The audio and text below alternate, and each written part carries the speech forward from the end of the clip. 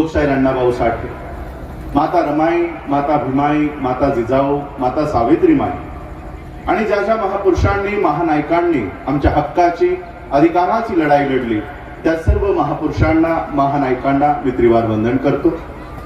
मंचावर उपस्थित आजच्या या डॉक्टर बाबासाहेब आंबेडकर पुतळा लोकार्पण ज्यांच्या हस्ते होणार आहे ते डॉक्टर सुरेश भाऊ खाडेजी, आयु राजाभाऊ सर्वदेजी, संदीपजी तांजणेजी, दीपक केदारजी, रामजी सर्वदेजी, संजीवजी सदाफुलेजी। कार्यक्रमाचे दीप प्रज्वलन ज्यांच्या हस्ते झाले ते विक्रमसिंह दादा सावंतजी, CR सांगलीकर साहेबजी, संजय काका पाटीलजी ज्यांनी आत्ताच आपलं वक्तव्य या ठिकाणी केलं। मंचावर उपस्थित सर्वच मान्यवर आणि ज्यांनी हा पुतळा उभा करण्यासाठी आतोनात कष्ट घेतले ते विश्वरत्न डॉक्टर बाबासाहेब आंबेडकर पुतळा स्मृती समितीचे सर्वच पदाधिकारीगण, यांचे अध्यक्ष कालकथित अशोक कांबळेजी, उपाध्यक्ष संजय कांबळेजी, सचिव संतोष कांबळेजी, खजिनदार अतुल कांबळेजी आणि इथं उपस्थित असणाऱ्या सर्व माझ्या मातांना, बंधूंना आणि भगिनींना राजरत्न आंबेडकरचा मानाचा जय भीम। आज आपण या ठिकाणी डॉक्टर बाबासाहेब आंबेडकरांच्या पुतळ्याचं अनावरण या ठिकाणी करणार आहोत।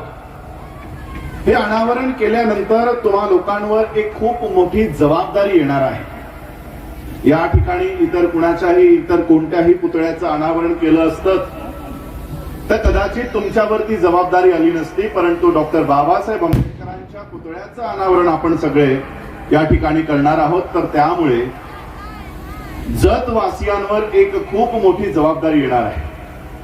हा पुतळा ज्या ठिकाणी आहे त्या ठिकाणच्या 10 किलोमीटरचा परिसर, रेडियस ज्याला आपण म्हणतो, या पुतळ्यापासून आजूबाजूच्या 10 किलोमीटर परिसरातून तुम्हा लोकांना एक IAS, एक IPS, एक इंजिनियर, एक लॉयर हा तुम्हा लोकांना आता घडवावं लागणार आहे, कारण इथे डॉक्टर बाबासाहेब आंबेडकरांच्या पुतळ्याचं अनावरण होत आहे।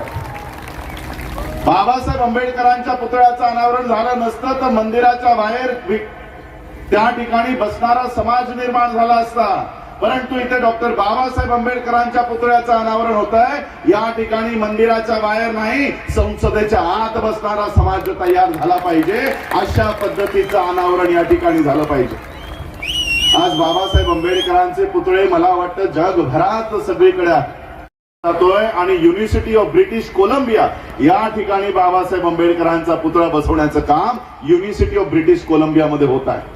मागच्या वर्षी युनायटेड नेशन्स या ठिकाणी बाबासाहेब आंबेडकरांचा 14 एप्रिल हा त्यांचा जन्मदिवस हा डे ऑफ इक्वॅलिटी म्हणून घोषित करण्यात आला। पूर्ण जगामध्ये 14 एप्रिल हा दिवस आता डे ऑफ इक्वॅलिटी म्हणून साजरा केला जातो। बाबासाहेब आंबेडकरांचं संविधान रेफर केल्यानंतर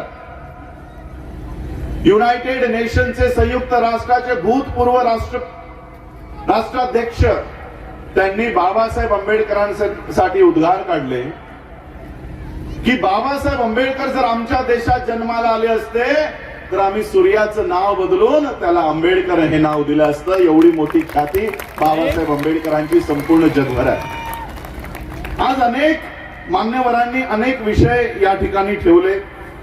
मी ज्यांनी आता नुकतंच त्यांचं भाषण आटोपतं घेतलं, मी संजय काका पाटील साहेबांकडे निवेदन देणार आहे। त्यांनी आश्वासन दिलं की जे काही लागत असेल ते आम्ही या ठिकाणी द्यायला तयार आहोत। म्हणून मी या ठिकाणी सांगणार आहे की आम्हा लोकांना या ठिकाणी सुशोभित करण्यासाठी एखादी लाईट लावून देणं, काही झाडं लावून देणं याची मागणी मी करणार नाही। मागच्या 50 दिवसापासून बार्टीचे 660 विद्यार्थी आझाद मैदानला उपोषणासाठी बसलेले आहेत। का तर त्यांची PhD साठी अनुदान दिलं जात नाहीये, महाराष्ट्र सरकारकडे बजेट नाहीये। ते बजेट द्यायचं काम करा, म्हणजे आमचे अजून 660 विद्यार्थी PhD स्कॉलर होतील आणि वेगवेगळ्या युनिव्हर्सिटीमध्ये जाऊन समाजाचं मार्गदर्शन करतील, या समाजाला प्रबुद्ध बनवण्याचं काम करतील। माझी मागणी राहील आपण हा विषय विधानसभेमध्ये ऑलरेडी आलेला आहे. 60 दिवस झाले, 50 दिवस झाले ती मुलं उपाशी तपाशी आझाद मैदानला बसून आहेत. कोणताही विद्यार्थी 10वी नापास 12वी नापास नाही, रिसर्च सोडून तिकडे बसलेली आहे. सांगा कोणता बाबासाहेब आंबेडकर तुम्हाला अपेक्षित आहे? पुतळ्यातला बाबासाहेब की तुमच्या समाजात IAS IPS घडवणारे बाबासाहेब आहोत? आम्ही आज फक्त पुतळ्यांपुरतं मर्यादित होत चाललेलो आहोत. एकीकडे बाबासाहेब आंबेडकरांचे पुतळे पूर्ण देशभर उभे राहत आहेत आणि त्यांनी केलेलं संविधान, त्यांनी निर्माण केलेलं संविधान दिवसेंदिवसात ढासळत चाललेलं आहे. एकीकडे पुतळ्यांची संख्या वाढत चाललेली आहे आणि संविधानातल्या आर्टिकलची संख्या कमी कमी होत चाललेली आहे. आर्टिकल्स एक एक कमी होत चाललेले आहेत. आर्टिकल एक एक हटवले जात आहेत. शिक्षणाचा अधिकार आज आमच्या हातात राहिला नाही. बाबासाहेब आंबेडकरांनी घोषणा केली, बाबासाहेबांनी समाजाला आदेश दिला, शिक्षण वाघिणीचं दूध आहे. जो कोणी हे दूध प्राशन करेल तो गुरगुरल्याशिवाय राहणार नाही. बाबासाहेब आंबेडकरांनी आदेश दिलाय म्हणून आमच्या गोर गरीब महिलांनी मग त्या लोकांच्या शेतात राबल्या असतील, लोकांच्या घरात झाडू मारायचं काम केलं असेल, पण तिची मुलं तिने शिकवायचं काम केलं. अडाणी स्त्रियांनी आपल्या घरात डॉक्टर आणि इंजिनियर तयार केला आणि बाबासाहेब आंबेडकरांचे गुरगुरणारे वाघ तयार झाले. आज मंचावर बसलेले, या माझ्या समोर बसलेले डॉक्टर्स आणि इंजिनियर्सही आपल्या मुलांना डॉक्टर आणि इंजिनियर बनवू शकत नाही, अशी परिस्थिती आज देशामध्ये आहे. मी मुंबईतून आलो आहे. नवी मुंबईला शेजारीच DY पाटील नावाचे एक कॉलेज सगळ्यांना माहित असेल, मंचकावर बसलेल्या लोकांना माहित असेल. आज तिथे एक MBBS ची सीट मिळवायची असेल तर 4 कोटीचं डोनेशन आहे. 4 कोटी रुपये दिल्याशिवाय तुम्हाला सीट नाही MBBS ची. अडाणी बाई लोकांच्या शेतावर राबून तिने घरात डॉक्टर तयार केला. इथे बसलेला एकही डॉक्टर त्याच्या मुलांना आता डॉक्टर तयार करू शकत नाही. पुतळे वाढत चालले, शिक्षणाचा स्तर घटत चाललेला आहे. पाटील साहेबांनी सांगितलं की आज बाबासाहेब आंबेडकरांच्या संविधानामुळे एक कामगाराचा मुलगा आज आमदार आणि खासदार होऊ शकतोय. संविधान लागू होण्यापूर्वी काय परिस्थिती होती माहित आहे? संविधान लागू होण्यापूर्वी जे कायदे या देशात होते, ज्या जातीत जो जन्मेल त्याला त्याच जातीचं काम करावं लागेल. चांभार असेल तर फक्त चपला बुट बनवायची, नावी असेल तर फक्त केस कापायची, माळी असेल तर केवळ फुलांचा व्यवसाय करायचा. ही जातीची सगळी कामं वाटून दिलेली होती. बाबासाहेबांनी संविधान निर्माण केला, संविधान लागू झाला आणि प्रत्येकाला संधी ही उपलब्ध झाली. लागू होण्यापूर्वी काय व्यवस्था होती माहित आहे? आमच्या महिला इथे बसलेल्या आहेत. महिलांची स्वप्न काय असायची माहित आहे? संविधान लागू होण्यापूर्वी चांभाराची स्त्री असेल तर चांभाराच्या स्त्रीला स्वप्न यायची की माझा मुलगा आज 5-6 वर्षाचा आहे, समोरच्या झाडाखाली तो मोची बसतो, लोकांच्या चपला बुट शिवतो, सगळे पैसे त्यालाच मिळत आहेत, सगळा पैसा तोच घेऊन जातो. माझं बाळ ज्या दिवशी मोठं होईल, 20-25 वर्षाचं होईल, तर त्या समोरच्या झाडाखाली बसलेला जो मोची आहे तो म्हातारा झालेला असेल, मरायला टेकलेला असेल. मग माझं बाळ जाऊन त्या झाडाखाली बसेल आणि लोकांच्या चपला बुट बनवायचं काम माझ्या मुलाला मिळेल आणि तो पैसा माझ्या घरात येईल. हे आमच्या महिलांचे स्वप्न होते.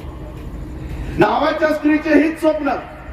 तिलाही वाटायचं माझं बाळ मोठं झालं की त्या समोरच्या झाडाखाली बसेल, लोकांची केस कापेल आणि मग तो पैसा माझ्या घरात येईल. बाबासाहेब आंबेडकरांनी या देशाचं संविधान निर्माण केला, सगळ्यांना समान संधीचा अधिकार मिळाला. आता आमच्या महिलांना काय स्वप्न येतात माहित आहे? मग ती चांभाराची असो, न्हाव्याची असो, माळ्याची असो, कुणब्याची असो का कुणाची असो, आज आमच्या महिला काय स्वप्न बघतात माहित आहे? आमची महिला स्वप्न बघते की माझं बाळ आज 10 वर्षाचं आहे, सुप्रीम कोर्टचा जज आज 30 वर्षाचा आहे, 40 वर्षाचा आहे, हा ज्या दिवशी रिटायरमेंटला येईल त्या दिवशी माझं बाळ मोठं झालेलं असेल, शिकलेलं असेल, जसाही हा पाय उतार होईल माझं बाळ जाऊन सुप्रीम कोर्टच्या जजच्या खुर्चीमध्ये जाऊन बसेल. बाबासाहेब आंबेडकरांनी हे कायदे केले म्हणून आज आमची लोक या मोक्याच्या जागेवर जाऊन बसलेली आहे. पण तिथे जाऊन ज्या व्यवस्थेने आम्हाला तिथे पाठवलंय ती व्यवस्था शाबूत राहिली पाहिजे याचीही काळजी आम्हा लोकांना घेतली पाहिजे. नाही तर ज्या शिडीने वर जाल त्याच शिडीला जर लाथ माराल तर पुन्हा या समाजाला कुणी नवीन आंबेडकर मिळणार नाही. या देशाला स्वातंत्र्य प्राप्त होऊन 75 वर्ष झाले. मी तुम्हाला युपीचं, राजस्थानचं, गुजरातचं उदाहरण देणार नाही. 14 एप्रिल आली, जवळ आली, मला जयंतीला बोलवलं जात नाही, मला गावागावात बोलवलं जातं. काल मी सांगलीलाच होतो, काल परवा कोणता हे होता तालुका, शिराळा तालुकात होतो. जयंतीसाठी नाही, पोलीस स्टेशन मध्ये. का? जयंतीला परवानग्या द्या. आजही 132वी जयंती आम्ही बाबासाहेबांची साजरी करतोय, पण गावागावात, खेड्यात बाबासाहेबांच्या जयंतीच्या परवानग्यांसाठी आम्हाला विनंत्या कराव्या लागतात. गावात जयंत्या साजऱ्या करू दिल्या जात नाहीत. समाज गाव सोडून आज पलायन करतोय. उस्मानाबाद मध्ये सगळं गाव सोडून वाटेल तिथे तो निघालेला आहे. आणि म्हणून मला वाटतं बाबासाहेबांनी सांगितलं होतं की गाव सोडा, खेडी सोडा आणि शहराकडे चला. आज ही अवस्था महाराष्ट्राची आहे. ही अवस्था महाराष्ट्राची आज, ज्याला आम्ही पुरोगामी महाराष्ट्र म्हणून म्हणतो. शिवाजी महाराज, शाहू महाराज, बाबासाहेब आंबेडकरांचा, महात्मा फुलेंच्या विचारांचा महाराष्ट्र म्हणतो, त्याची ही अवस्था झालेली आहे. आम्हाला कुठेतरी अनालिसिस करणं गरजेचं आहे की कोणत्या दिशेने आम्ही चाललेलो आहोत. या देशाचं संविधानच या देशाला तारू शकतो, अन्य कोणताही ग्रंथ या देशाला तारू शकत नाही. कोणताही ग्रंथ नाही. केदारजींनी सांगितलं हिंदू मिलचं आंदोलन आम्ही लहान कॉलेजमध्ये असल्यापासून बघतोय. अजूनपर्यंत हिंदू मिलचं स्मारक झालेलं नाही. आणि मी विनंती करतो, आपण सगळे लोकप्रतिनिधी आहात, माझी विनंती आहे सरकारला, ते स्मारक करू नये. सरकारने 1ही रुपया हिंदू मिलला देऊ नये. लोक पैसे मागायला येतात, मी सांगतोय देऊ नका. ती जमीन समाजाच्या नावाने करा. स्मारक आम्ही आमच्या पैशाने 6 महिन्यात उभं करून दाखवतो.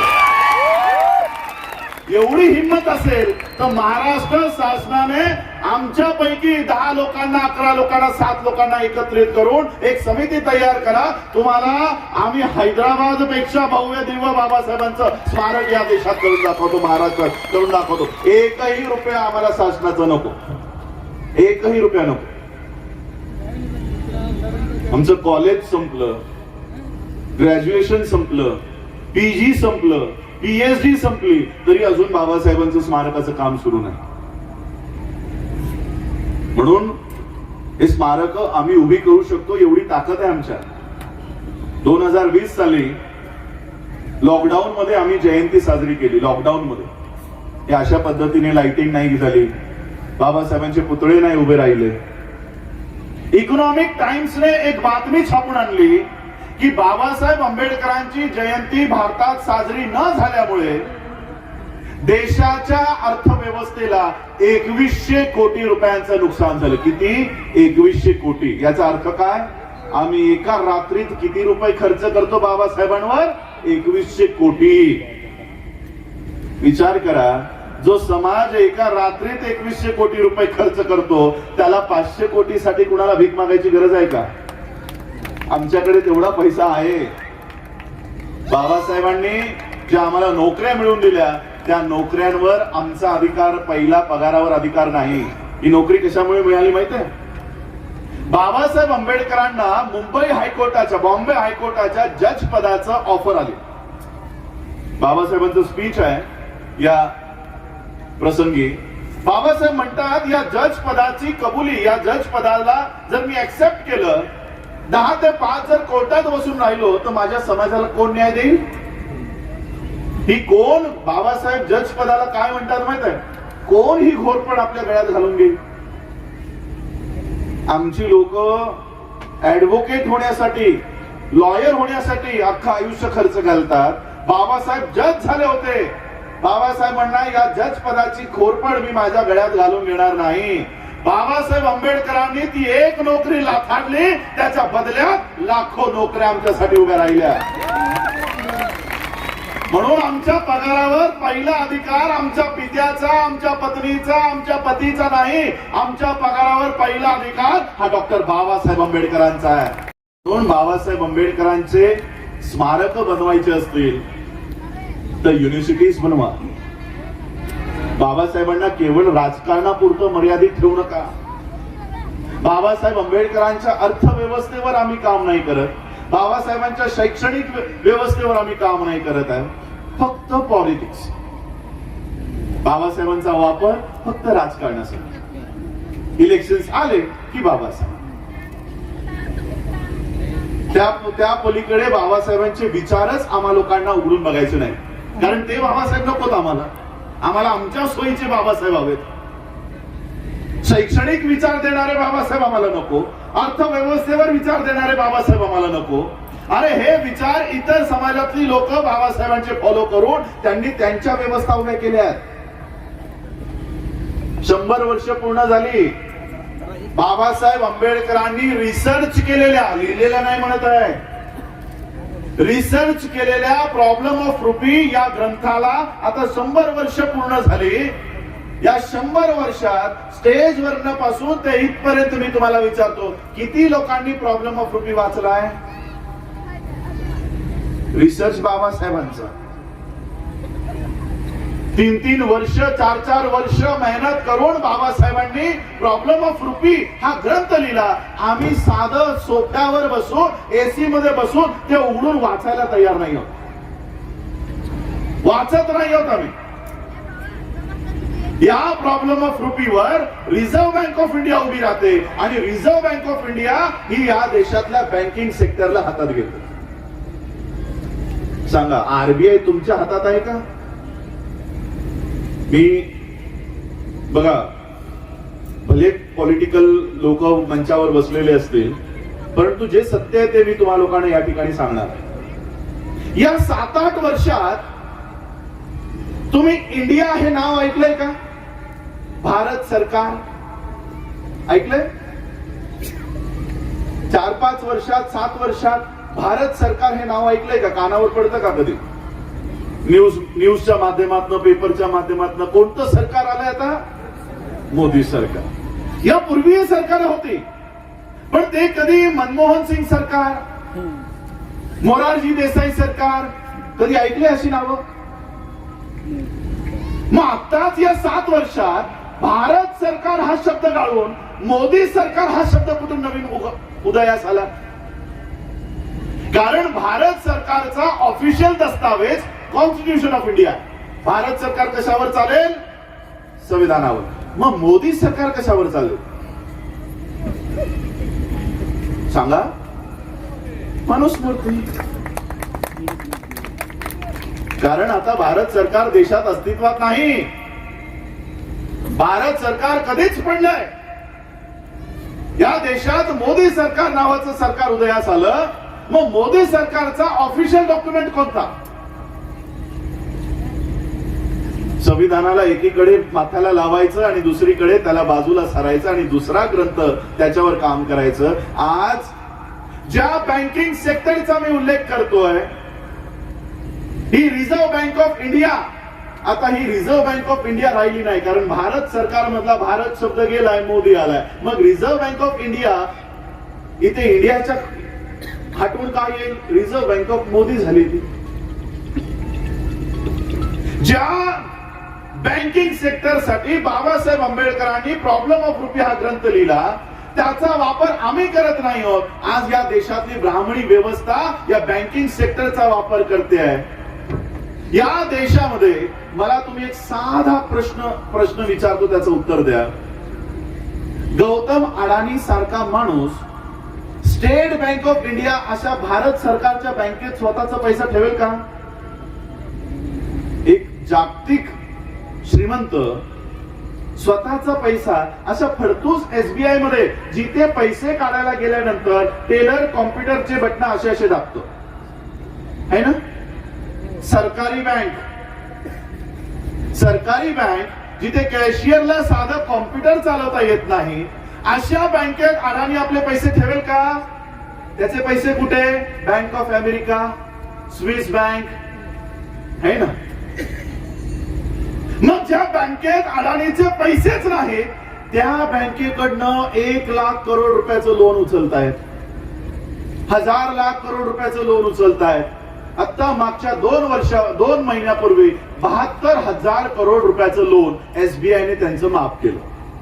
त्यापूर्वी 1 लाख करोड रुपयाचं लोन त्यांचं माफ झालं. मी कुणी काय माफ केलं माझा सांगण्याचा प्रश्न हेतू तो नाहीये. माझा हेतू हा आहे की बाबासाहेब आंबेडकरांनी लिहिलेला प्रॉब्लेम ऑफ रुपी त्याच्यावर आधारित रिझर्व्ह बँक ऑफ इंडिया, ती reserve bank of India bank सगळ्या बँकेवर नियंत्रण ठेवते. म्हणजे बाबासाहेब आंबेडकरांच्या लिखाणाचा वापर आज अडाणी सारखा माणूस करतोय आणि आम्ही काय करतोय? पुतळे उभे करतोय. बाबासाहेबांच्या रिसर्चचा वापर कुणाला होतोय? लिहिलं कोणासाठी? बाबासाहेबांनी रात्रभर जागून पावाचा एक तुकडा खाऊन कुणासाठी बाबासाहेबांनी हे दस्तावेज सोडून गेलेत? आमच्यासाठी. पण आम्ही ते वाचायला तयार नाही. आम्ही कुठे अडकलो? फोटोमध्ये, पुतळ्यांमध्ये, नावांमध्ये, स्मारकांमध्ये. आज आमच्याकडे फक्त बाबासाहेबांचे फोटो उरले. अख्खे बाबासाहेब RSSच्या ताब्यात आहेत. ते काम करतायत.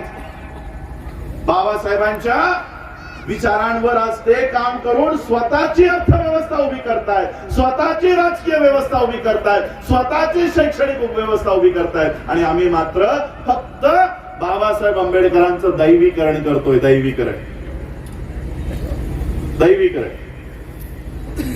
14 एप्रिल आता येईल. सगळी लोक रस्त्यावर नाचताना मला दिसतील. मी माझे विचार तुम्हाला सांगणार नाही.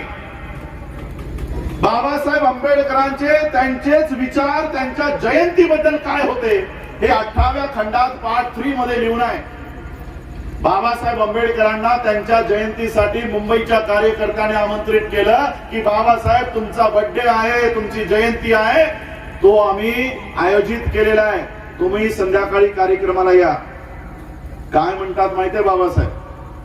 बाबासाहेब म्हणतात मी असल्या कार्यक्रमाला येत नसतो, या कार्यक्रमाला येणार नाही. आता बाबासाहेबांच्या जयंतीला बाबासाहेबच नाही आले तर कार्यकर्त्यांना लोक मारतील. म्हणून त्यांनी इथून तिथून सगळीकडून विनंत्या केल्या, विनवण्या केल्या आणि बाबासाहेबांना प्रेशराईज करून बाबासाहेबांना त्या कार्यक्रमाला घेऊन आले. ज्या बाबासाहेब आंबेडकरांचे प्रत्येक स्पीच हे जवळपास 1.5-2 तासाचे आहेत, बाबासाहेबांच्या जयंतीचं स्पीच मात्र 2 मिनिटाचं आहे. जयंतीचं, स्वतःच्या जयंतीचं स्पीच. काय म्हणतात माहितीये स्वतःच्या जयंतीसाठी? बाबासाहेब म्हणतात केवळ माझ्या नावाचा जय जयकार करण्यापेक्षा माझं उर्वरित राहिलेलं कार्य पूर्ण करा, माझं उरलेलं काम पूर्ण करा. आणि हे काम पूर्ण करण्यासाठी जीवाची बाजी लावा, पण माझं काम पूर्ण करा. हे आदेश बाबासाहेब आम्हाला देऊन गेले. आम्ही केवळ नावाचा जय जयकारामध्येच गुंतून राहिलेलो आहोत आणि बाबासाहेबांचं उरलेलं काम हे आम्ही शोधायलाही तयार नाही. काय काम आहे जे आम्हाला पूर्ण करायचं? म्हणून अशा पद्धतीने बाबासाहेबांची जयंती करा. मी म्हणतो 2100 कोटी काय, 21,000 कोटी जरी लागले, 21,000 कोटी जरी लागले तरी आम्ही बाबासाहेबांच्या जयंतीला खर्च करायला तयार आहोत. पण कुणी करावा? कुणी करावा? ही जयंती कुणी साजरी करावी? एका वर्षातून 365 दिवस एका वर्षात येतात, 1 कॅलेंडर इयर. 365 दिवसातून 1 दिवस बाबासाहेबांची जयंती येते, 14 एप्रिल. ही 14 एप्रिलची जयंती साजरी करायचा अधिकार कुणाला माहित आहे? जो उरलेले 363 दिवस बाबासाहेबांच्या विचारांवर चालेल त्याला बाबासाहेबांची जयंती साजरी करायचा अधिकार आहे, अन्यथा नाही, अन्यथा नाही. आम्ही बघतोय बाबासाहेबांच्या जयंतीत दारू पिऊन नाचताय. ज्या महामानवानं पूर्ण आयुष्यात दारूच्या एका थेंबेला कधी स्पर्श केला नाही त्यांच्या जयंतीत दारू पिऊन नाचताय. त्यांच्या जयंतीत अशा पद्धतीची ही जयंती आम्हाला अपेक्षित नाही. बाबासाहेबांच्या विचारांची जयंती, त्या पद्धतीची ही जयंती संपूर्ण देशभरात झाली पाहिजे. मला सांगा, आज महात्मा फुलेंची जयंती आहे. बाबासाहेब आंबेडकरांनी आपल्या आयुष्यात ज्या 3 महामानवांना गुरु म्हणून मानलं त्यापैकी महात्मा ज्योतिराव फुले हे बाबासाहेब आंबेडकरांचे गुरुस्थानी होते. आज अशा गुरूंची जयंती आहे. का बरं मानलं असेल बाबासाहेब आंबेडकरांनी महात्मा ज्योतिराव फुले यांना आपला गुरु? Babasaheb Ambedkar DSc, bar at law, हे एवढे सगळे पदव्या बाबासाहेब आंबेडकरांकडे असताना महात्मा फुले जे कधी कॉलेजची पायरी चढली नाही, युनिव्हर्सिटीची पायरी चढली नाही, अशा महात्मा फुलेंना बाबासाहेब आंबेडकरांनी आपला गुरु का मानला? कारण महात्मा फुलेंनी ओळखलं की आमची पिढी, आमचे हे लोक शूद्र कशी झाली, आणि ही ओळख महात्मा फुलेंनी येणाऱ्या जनरेशनला करून दिली. काय म्हणतात महात्मा फुले? विद्येविना मती गेली, मती विना नीती गेली, नीती विना गती गेली, गती विना वित्त गेले, वित्त विना शूद्र खचले, एवढा अनर्थ एका अविद्येने केले. याचा अर्थ काय? या देशातल्या लोकांना जर शूद्र करायचं असेल, या देशातल्या लोकांना जर गुलाम बनवायचं असेल तर पहिलं काम काय करायचं? विद्या बंद करायची, एज्युकेशन बंद करा. जसंही एज्युकेशन बंद कराल यांची मती बुद्धी नष्ट होईल. विद्येविना मती गेली. जशी ही मती जाईल, बुद्धी जाईल, यांची गती कमी होईल, यांची स्पीड कमी होईल, आणि जशी ही गती कमी होईल हे नीती प्लॅनिंग करू शकणार नाहीत. नीती प्लॅनिंग काय करायचंय, काय ठरवायचंय हे करू शकणार नाहीत. आणि जशी ही नीती जाईल यांचे वित्त संपेल, पैसा संपेल, आणि जसही पैसा संपेल या देशातली लोक शूद्र होतील. म्हणजे जर तुम्हाला शूद्र करायचं असेल तर पहिलं काम आहे त्यांचं शिक्षण बंद करा. बाबासाहेब आंबेडकरांनी मागच्या पिढीचा हा आदेश बाबासाहेबांनी ओळखला, आणि बाबासाहेब आंबेडकरांनी याच आदेशाला कंटिन्यू करून बाबासाहेबांनी नवीन आदेश दिला. शिक्षा, शिक्षण वाघिणीचं दूध आहे. जो कोणी प्राशन करेल तो गुरगुरल्याशिवाय राहणार नाही. मागच्या पिढीने रोग ओळखला आणि बाबासाहेब आंबेडकरांनी उपचार दिला की शिक्षण प्राप्त करा, शिक्षण प्राप्त करा. मला वाटतं आजचं जे काही दृश्य आहे महाराष्ट्राचं म्हणा, भारताचं म्हणा, पुन्हा या देशातल्या लोकांना शूद्र करण्याच्या वाटेवर हा देश चाललेला आहे. न्यू एज्युकेशन पॉलिसी लागू आहे, मध्य प्रदेशला लागू झाली, अनेक राज्यांमध्ये ती येणार आहे. अशा पद्धतीने पुन्हा तुमचं शिक्षण शून्यावर जाणार आहे. आज बाबासाहेबांच्या पुतळ्याचं अनावरण आपण करतोय. अजून अनावराचाही कार्यक्रम आहे, त्यामुळे अधिकच मी बोलणार नाही. पण एक बाबासाहेबांचं की बाबासाहेबांनी आज देशातली लोक, जगातली लोक बाबासाहेबांना एवढं का फॉलो करतात? इतर जाती धर्मातली लोकही बाबासाहेबांना फॉलो करतायत. ब्राह्मण समाजही बाबासाहेबांकडे वळत चाललेला आहे. तर ही सगळी लोक बाबासाहेबांना का फॉलो करतायत? बाबासाहेब आंबेडकरांचे वेगवेगळे विचार. मी आज एक संविधानाचा एक विचार तुम्हाला सांगतो. काही लोकांना वाटतं संविधान खतऱ्यामध्ये आहे, संविधान धोक्यात आहे. म्हणजे एखादा ग्रंथ जो बाबासाहेबांनी लिहिलेला आहे, काही पानांचा, 395 आर्टिकल्सचा, काय अपेंडिक्सेसचा, हा ग्रंथ धोक्यात आहे. जाऊ दे ना, आपलं काय घेणं देणं आहे. जे काय आहे ते राजकारणी लोक बघून घेतील. काय आहे हा संविधान? काय संविधान केवळ काही पानांचा एक ग्रंथ आहे? नाही. मी तुम्हाला बाबासाहेबांच्या जीवनातलं एक उदाहरण देतो. काय बाबासाहेब आंबेडकर आमच्या हातात देऊन गेलेले आहे. बाबासाहेब आंबेडकर ही तुमची लहान मुलं इथे बसले, हा एक मुलगा इथे उभा आहे, 7वी 8वीत असेल. बाबासाहेब आंबेडकर ज्यावेळेस 7वी 8वी मध्ये पोहोचले, बाबासाहेबांचे वडील सुभेदार मेजर रामजी आंबेडकर हे मिलिटरीत होते. आणि मिलिटरीचं सातारा सांगलीच्या लोकांना माहित आहे की आयुष्य कसं असतं. 6-6 महिने वर्ष मिलिटरीत रुजू झालेला व्यक्ती हा घरी येत नाही, देशाच्या सेवेमध्ये असतो. आणि अशा पद्धतीने बाबासाहेबांचे वडीलही घरापासून सतत लांब राहत.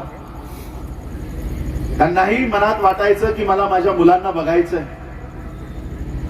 सुभेदार मेजर रामजी आंबेडकर यांची बदली घरापासून थोडी जवळ झाली, एक 100-150 किलोमीटर अंतरावर.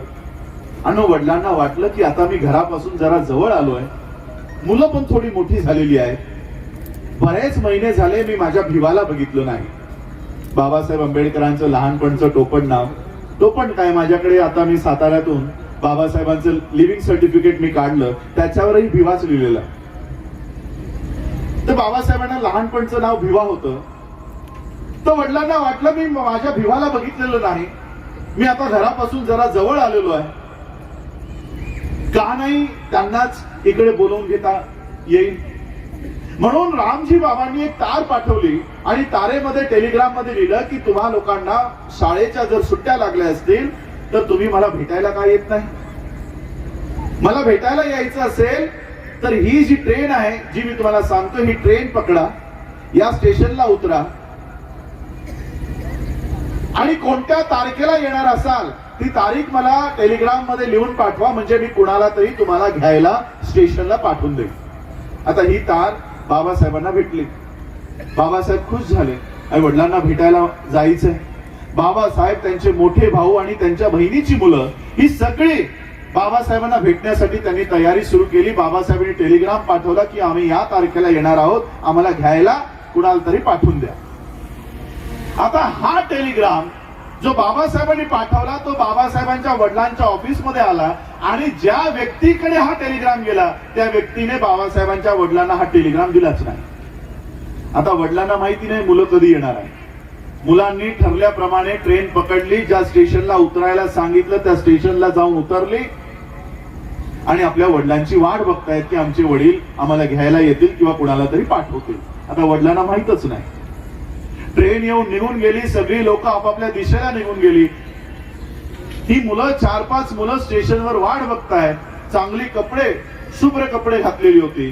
स्टेशन मास्टरने लांबून बघितलं की चांगल्या घरातली दिसतायत, कदाचित ब्राह्मणांची सवर्णांची मुलं असावीत. म्हणून तो स्टेशन मास्तर त्या मुलांजवळ आला आणि मुलांना विचारलं की तुम्हाला घ्यायला कुणी आलं नाही का.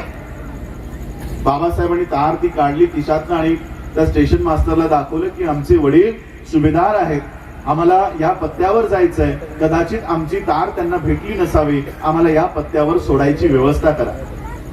स्टेशन मास्टरला वाटलं ही मोठ्या अधिकाऱ्याची मुलं आहेत, म्हणून त्याने जवळच तो टांगा होता, बैलगाडी होती, त्या बैलगाडीवाल्याला बोलावलं आणि सांगितलं बघ ही मोठ्या ऑफिसरची मुलं आहे, याला या पत्त्यावर सोडून ये.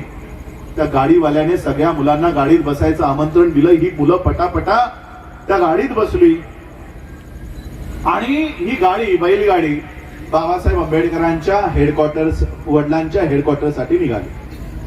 वाटेत हा बैलगाडीवाला मुलांची गप्पा मारायला सुरुवात केली. त्याने विचारलं तुमची नावं काय, कोणत्या गावातून आला, वडील काय काम करता, तुमची जात कोणती.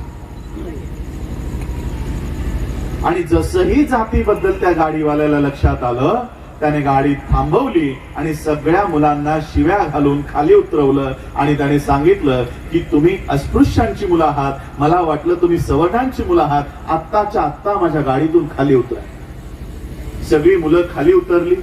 बाबासाहेबांकडे काही पैसे होते. बाबासाहेबांनी सांगितलं हे जास्तीचे पैसे घे पण आम्हाला सोड.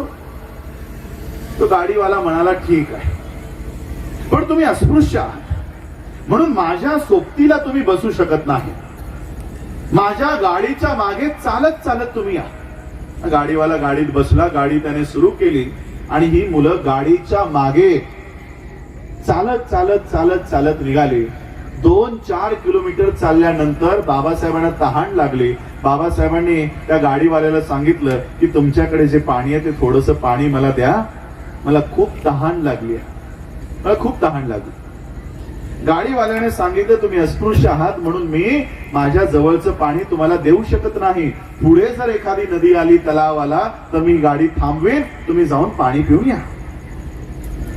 अजून 1 किलोमीटर चालल्यानंतर त्या गाडीवाल्याला काहीतरी पाणी दिसलं. त्याने गाडी थांबवली आणि या मुलांना सांगितलं की ते बघा तिकडे पाणी दिसतंय, जाऊन पिऊन या. ही मुलं पळत पळत तिकडे गेली.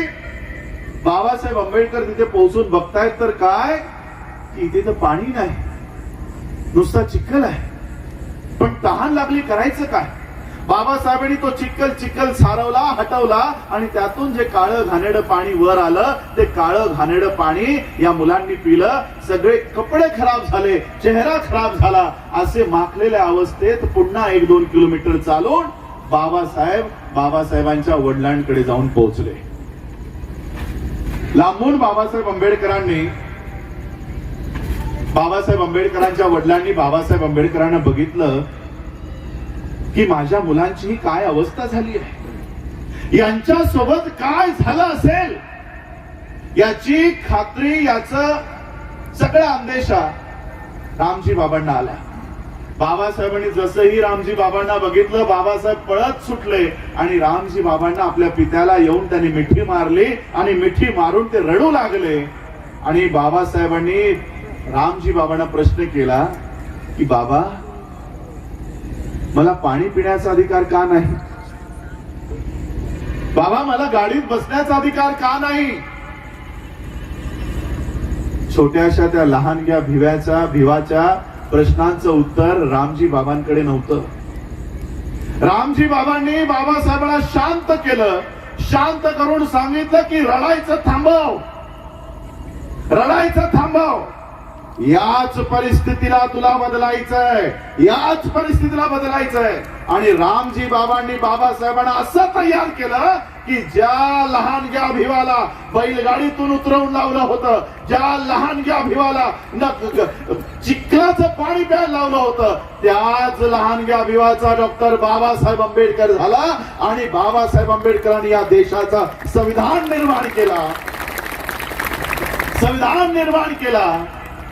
आणि अशी व्यवस्था निर्माण केली की ज्या डॉक्टर बाबासाहेब आंबेडकरांना बालपणी चिखलाचं पाणी प्यावं लागलं होतं, त्या बाबासाहेब आंबेडकरांनी असा संविधान निर्माण केला की आज आम्ही हे बिसलरीचं पाणी पितोय.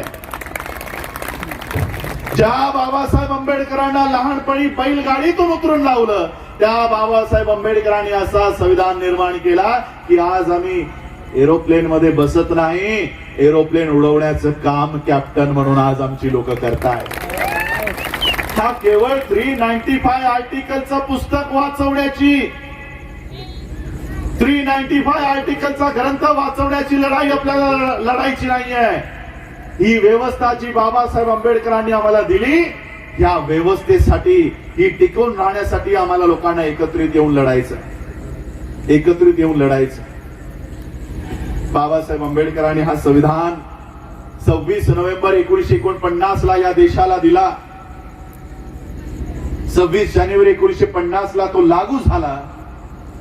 संविधान सभेत हा संविधान सुपूर्द करून आल्यानंतर बाबासाहेब आंबेडकर त्यांच्या दिल्लीच्या राहत्या अलीपूर रोडच्या बंगल्यावर गेले.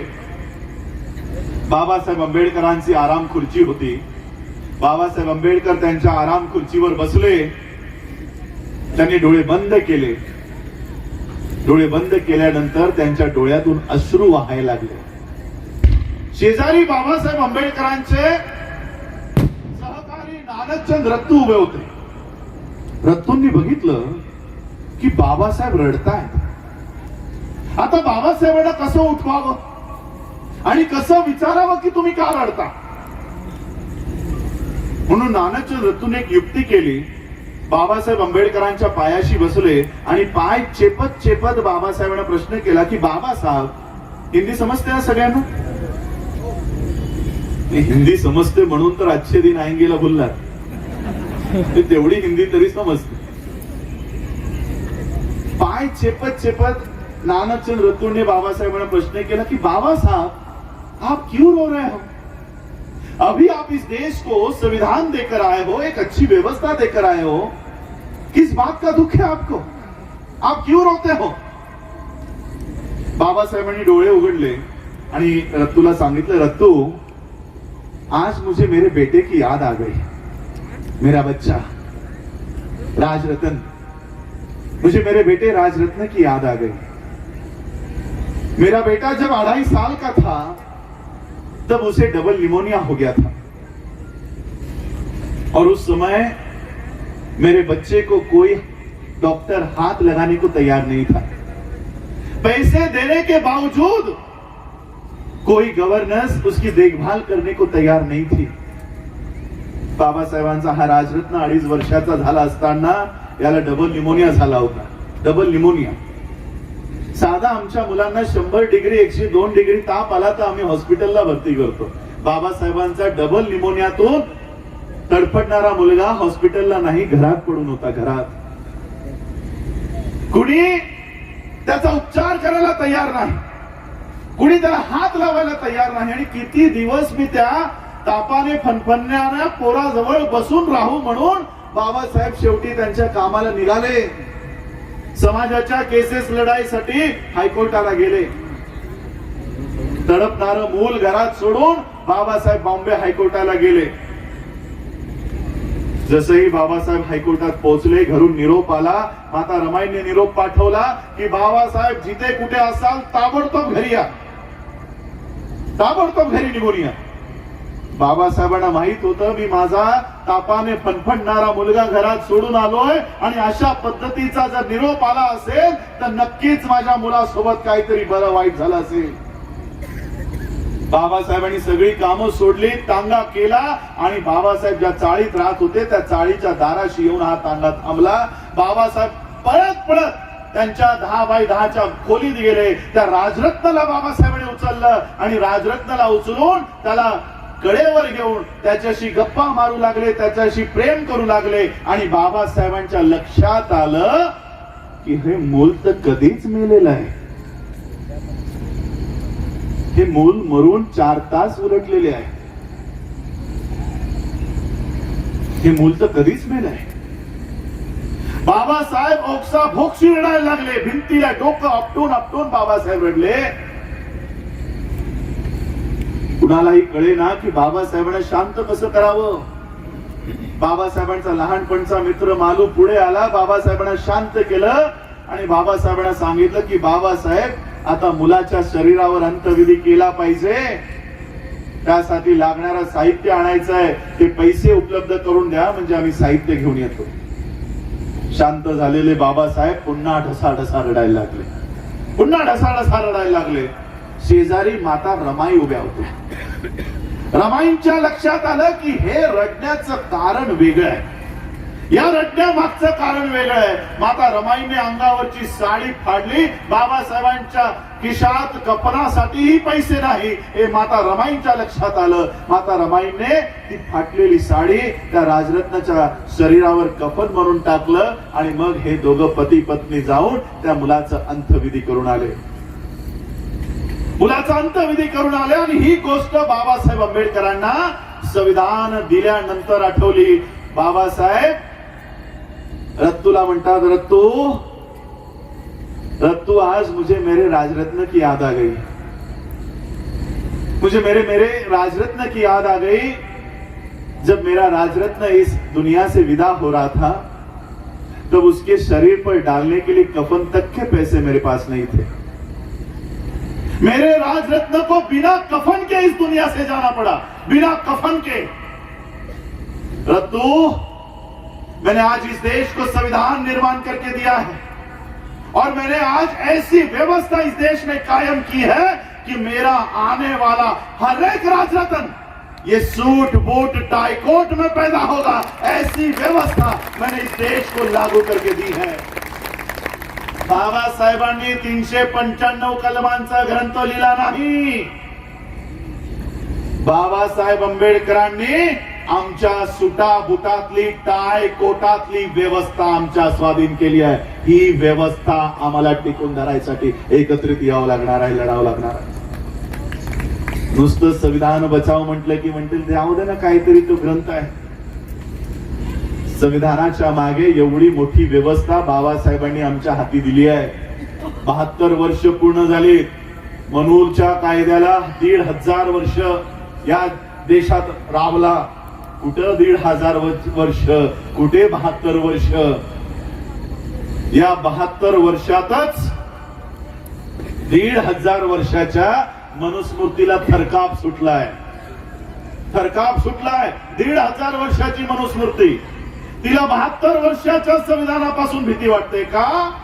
तर या 72 वर्षात IAS IPS डॉक्टर इंजिनियर घडले, अजून 5 वर्ष राहिला तर या देशाचा प्रधानमंत्री यांच्यामधून तयार होईल। म्हणून या मनुस्मृतीला थरकाप सुटलाय, म्हणून थरकाप सुटलाय। म्हणून केवळ बाबासाहेबांच्या पुतळ्याच इथे अनावरण करू नका, आपल्या डोक्यामध्ये ही बाबासाहेबांचा एक विचार पूर्ण करण्याचं काम आपल्या डोक्यामध्ये निर्माण करा। मग ते शैक्षणिक असेल, राजकीय असेल, आर्थिक असेल, सामाजिक असेल, धम्माच असेल, हा विचार या जगमधनं दिसला पाहिजे। एक जाती विहीन समाज या देशामध्ये निर्माण झाला पाहिजे। मला कधी कधी आश्चर्य वाटतं, खेद होतो की ज्या महामानवानं अख्खं आयुष्य जातीच्या अंताची लढाई करण्यासाठी, जातीच्या विरोधात बाबासाहेब आंबेडकरांनी स्टँड घेतला, जात नष्ट झाली पाहिजे यासाठी अख्खं आयुष्य बाबासाहेब झटले, त्याच महामानवाला आम्ही जातीचा नेता करून ठेवलाय। ज्यांनी जात नष्ट करण्यासाठी अख्खं आयुष्य लावलं त्यांना जातीचा नेता, आणि ज्या लोकांनी स्वतःच्या 3-3.5% लोकांसाठी काम केलं त्यांना लोकमान्य कळलं। काय विचित्र इतिहास आहे। बाबासाहेब म्हणतात आम्ही आधी हिंदू आहोत, आम्ही आधी बौद्ध आहोत, आम्ही आधी शीख आहोत की आम्ही मुसलमान आहोत, ही भावना स्वतःमध्ये निर्माण करू नका। आम्ही आधी भारतीय आहोत आणि अंतिमतः ही भारतीय आहोत, ही भावना स्वतःच निर्माण करा। हे सांगणारे बाबासाहेब दलितांचे कैवारी, हे सांगणारे बाबासाहेब दलितांचे नेते। तेली कुणभट काय, तेली तंबोली आणि कुणभटांना संसदेत जाऊन काय नांगर हाकायचा आहे हे सांगणारे लोकमान्य।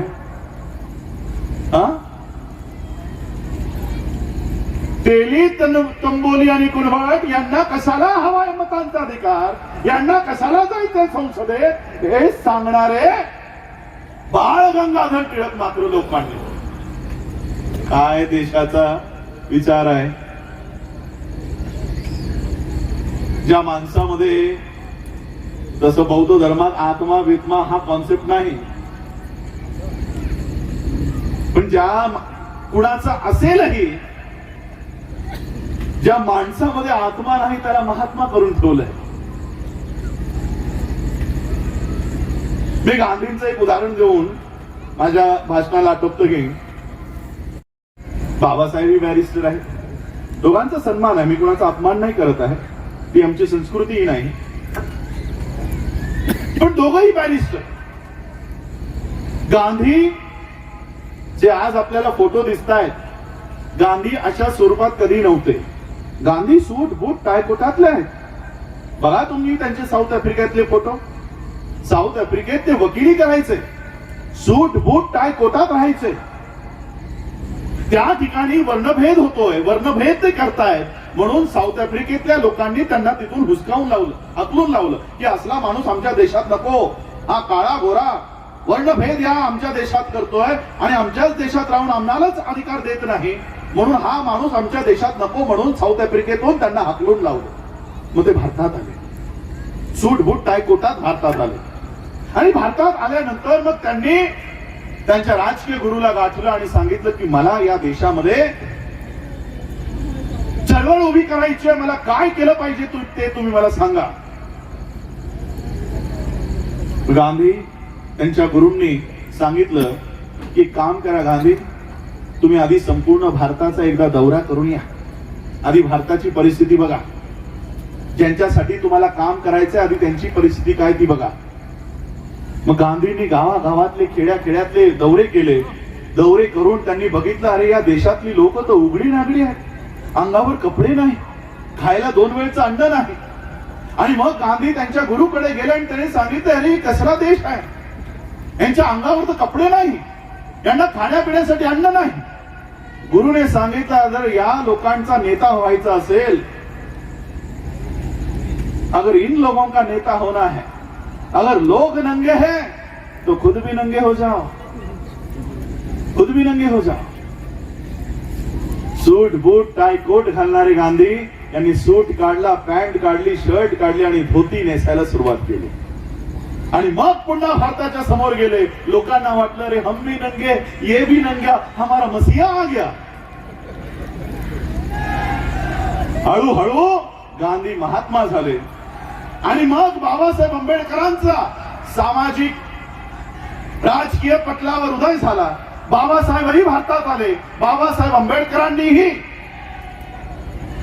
आंबेडकरांनीही भारताचा दौरा केला. आणि बाबासाहेबांच्याही लक्षात आलं, अरे खरंच या देशाची लोक उघडी आहेत, खरंच या देशाची लोक, यांच्या अंगावर घालायला कपडे नाही, यांच्याकडे खायला अन्न नाही.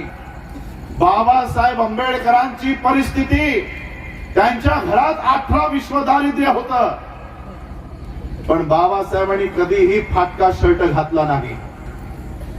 बाबासाहेबांच्या घरात 18 विश्व दारिद्र्य होतं, पण बाबासाहेबांनी सूट बूट काय कोट घालायला सुरुवात केली. आणि म्हणून मी गांधींची मुवमेंट काय आणि बाबासाहेबांची मुवमेंट काय ही एका वाक्यात सांगून आपलं भाषणाला विराम देईन. गांधींची मुवमेंट काय माहित आहे? गांधीवाद. नंगे को देखकर नंगा हो जाना, ये गांधीवाद है. नंगे को देखकर नंगा हो जाना ये गांधीवाद है, लेकिन नंगे को देखकर उसको सूट बूट टाई कोट में लाना ये अंबेडकरवाद है. या अंबेडकरवादासाठी आम्हा सगळ्यांना एकत्रित व्हायचंय. अशा पद्धतीने बाबासाहेबांची जयंती ही साजरी करा, अशा पद्धतीने बाबासाहेबांचे स्मारकही या ठिकाणी उभं करा. आणि सांगितल्याप्रमाणे एक एक घरातून IAS IPS डॉक्टर इंजिनियर तयार झाला पाहिजे. या मंचकातून, या उद्यानातून बाहेर जाताना स्वतःशी असा निर्णय घेऊन आपण गेला पाहिजे की आमच्या घरात बाबासाहेब आंबेडकर तयार होतील, अशा पद्धतीने बाबासाहेबांचं स्मारक झालं पाहिजे, अशी आज मनापासून इच्छा व्यक्त करतो. मी विश्वरत्न डॉक्टर बाबासाहेब आंबेडकर पुतळा स्मृती समिती जत 2023 चे कमिटीच्या आभार व्यक्त करतो की त्यांनी मला या ठिकाणी बोलवलं. वंचित बहुजन आघाडी अध्यक्ष अमोल भैया चाबळेजी, अपर्णाताई वाघमारे, दोघांनाही मी आभार व्यक्त करतो. आपण सगळ्यांनी मला ऐकलं त्याबद्दल सगळ्यांचे आभार. धन्यवाद. जय भीम, जय भारत, नमो बुद्धाय. धन्यवाद.